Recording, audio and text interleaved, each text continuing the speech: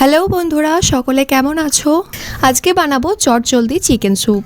প্রথমে সবজিগুলো ধুয়ে ভালো করে কেটে নেব। ক্যাপসিকাম, গাজর, আলু, পেঁপে, তোমরা চাইলে আরো অনেক কিছু সবজি অ্যাড করতে পারো।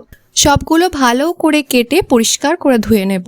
তারপরে পেঁয়াজ কুচি করে নেব এবং রসুন এবং আদাটাকে একটু থেতো করে নেব। প্রথমে অল্প তেল দিয়ে নিলাম, তারপর তাতে গোটা রসুন এবং থেতো করা আদা দিয়ে দিলাম। রসুন ও আদাটাকে লাল করে নেড়ে নিয়ে তাতে চিকেনগুলো দিয়ে দিলাম।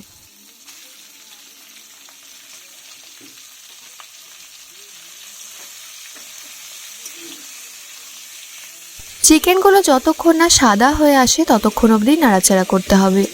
সাদা হয়ে এলে জল দিয়ে দেব।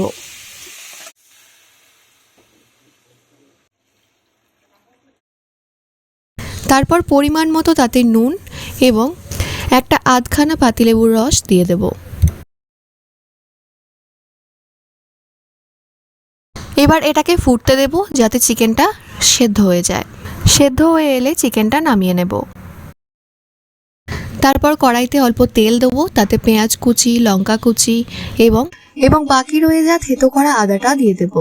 ভালো করে নাড়াচাড়া করে তারপর তাতে সবজিগুলো দিয়ে দেবো, একে একে আলু, গাজর, পেঁপে, ক্যাপসিকাম। তারপর সবজিগুলোকে ভালো করে নাড়াচাড়া করতে হবে লাল হয়ে আসা অবধি। তারপর সবজিগুলোতে নুন দিয়ে ভালো করে নাড়াচাড়া করতে হবে। সবজিগুলো ভালো করে নাড়াচাড়া করা হয়ে গেলে আগে তৈরি করে রাখা চিকেন ও তার স্টকটা দিয়ে দিতে হবে। তার উপর গোলমরিচের গুঁড়ো দিয়ে দিতে হবে। একটু টেস্ট করে দেখতে হবে নুনের পরিমাণটা। ভালো করে সবগুলো ফুটে এলে এবং সবজিগুলো সেদ্ধ হয়ে এলে গুলে রাখা কর্নফ্লাওয়ারটা দিয়ে দিতে হবে এবং নাড়াচাড়া করে ভালো করে ফুটিয়ে নিতে হবে। একটু ফুটে এলেই রেডি হয়ে যাবে চিকেন স্যুপ।